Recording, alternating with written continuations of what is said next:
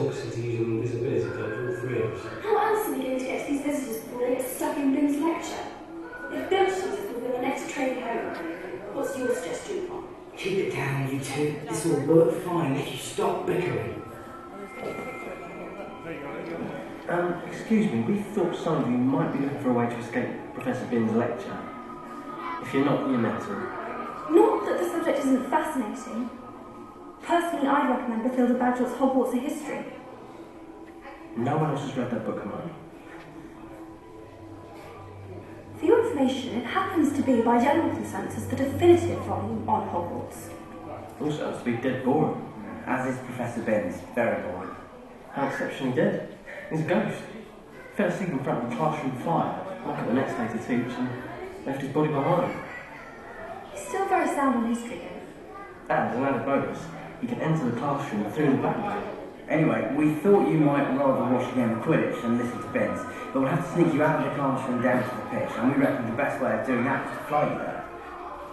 All you have to do is follow me to the room of requirement, and I'll manage it from there. Of course, we'll need a bit of magic. A charm I learned from a world-class Quidditch player. Hermione's famous. Yes. Miss Holidays, recount it. What's she about to do then?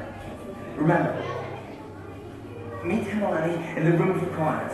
See? What's this about? What you guys made is clear. Your voices down. Look, you'll hear us. Stop making all noise. Please!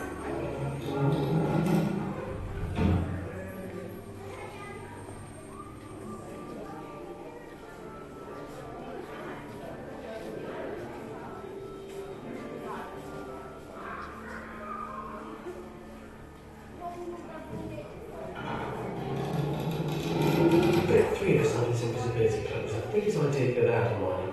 We've got to help all of those visitors get to Bill's lecture. And if McGonagall sees us, she'll give us the boot. Have you got a better idea, Ron? Keep your voices down. Everything's going to be fine. Let's make this quick.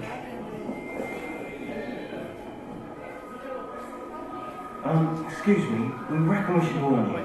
If you stay much longer, you'll find yourself listening to Professor Binns go on about the history of Hogwarts. Which, it should be pointed out, is rather fascinating. One book I highly recommend, which is an absolutely riveting read, is Bathilda Bagshot's Hogwarts. Perhaps another time.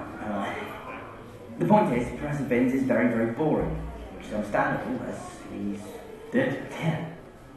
What one means to say is he's a ghost.